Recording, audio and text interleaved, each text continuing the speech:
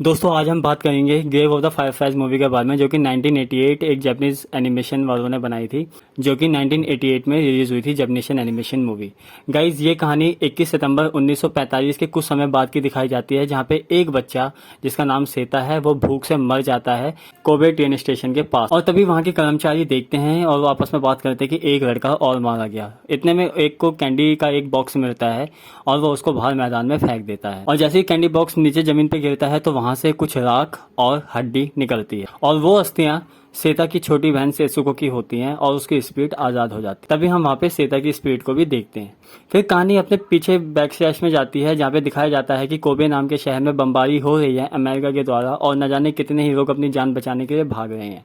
सेता और सेत्सुको और उसकी माँ भी भाग रहे होते हैं और ये प्लान करते हैं कि एक जगह पे आकर के मिलेंगे। लेकिन तभी बाद में सेता को पता चलता है कि उसकी मम्मी की डेथ हो गई है और ये अपनी आंटी के साथ रहते हैं।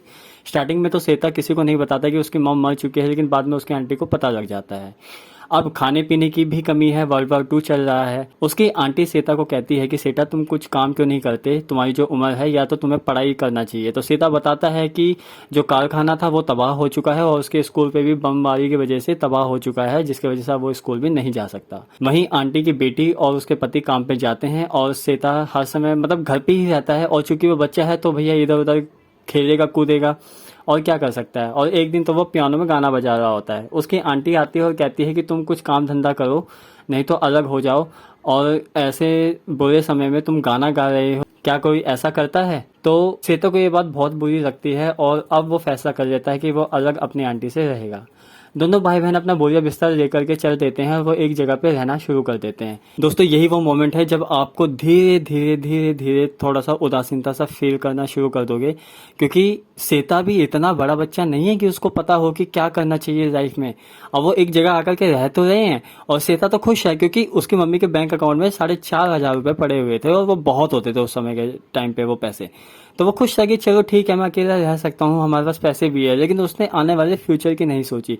ना उसको इस चीज़ का पता था कि हाइजीन का भी ध्यान रखना होता है। कुछ भी गलत शलत खाओगे तो आपकी तबीयत खराब हो सकती है और वो आपकी हेल्थ पे बहुत ही बुरा इफेक्ट डाल सकता है। श्वेता को इस चीज़ के बारे में बिल्कुल भी आइडिया नहीं है और ये दोनों भाई बहन खूब मस्ती कर रहे हैं, अपना बिंदास हो रहे हैं।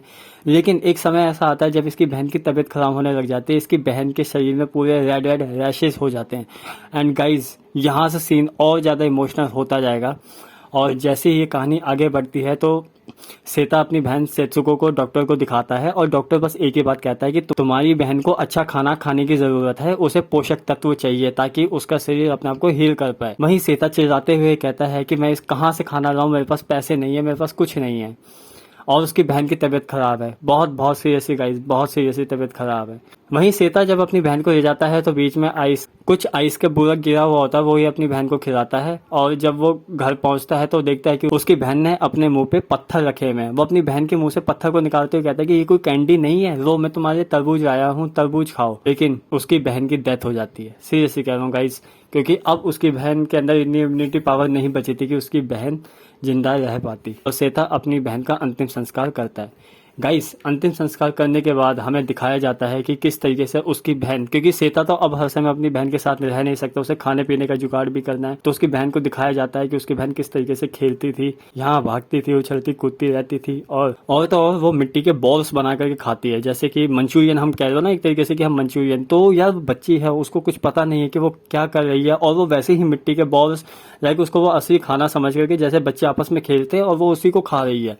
एंड गाइज, ये सीन इतना, मतलब कि सिर्फ और सिर्फ इस सीन ने इतना ज्यादा इम्पैक्ट डाला ना, सीरियसली कह रहा हूँ, पूरी मूवी के अंदर यही सबसे ज्यादा सैड करने वाला सीन था, क्योंकि यहीं से समझ में आता है कि इसकी बहन की तबीयत कैसे करके बिगड़ी और कैसे करके इसकी बहन की तबीयत खराब हुई, सीरियसली। लेकिन मूवी के एंड होते होते दोनों भाई बहन की आत्मा यूनाइट हो जाती है और हमें दिखाया जाता है कि अब जो जापान, जो पहले वाला जापान था, जो कोबे शहर था, अब वो काफ़ी डेवलप कर चुका है। लेकिन अनफॉर्चुनेटली अब सेता और सेत्सुको इस चीज़ डेवलपमेंट को देखने के लिए नहीं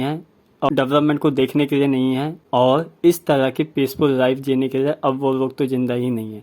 गाइस सीरियसली कह रहा हूँ, ये मूवी ना आपके दिल को झंझोड़ करके रख देगी। सीरियसली जंग से कुछ हासिल नहीं होता ना जाने, और ये तो चलो एक एनिमेशन के माध्यम के द्वारा हमें सेता और सेसुको की कहानी दिखाई गई, ना जाने ऐसे ही कितने ही लोग होंगे जो अपनी लाइफ के लिए खाने पीने के लिए स्ट्रगल कर रहे होंगे लाइफ में। जंग कभी भी खुशियां नहीं लाती। तो दोस्तों आपको ये मूवी देखनी है तो ये हिंदी डब में अवेलेबल है यूट्यूब के अंदर में। सीधा Grave of the Fireflies Hindi dub YouTube के सर्च बार में डालना, आपको ये मूवी सबसे टॉप पे दिख जाएगी। दोस्तों इस मूवी को और ज़्यादा डिस्क्राइब करने के मेरे पास कोई वर्ड्स नहीं है, आप खुद जाकर के इस मूवी को देखिए, आप अपने आप ही सब कुछ समझ जाएंगे। मिलता हूँ आपसे अगली वीडियो में, तब तक के लिए बाय दोस्तों।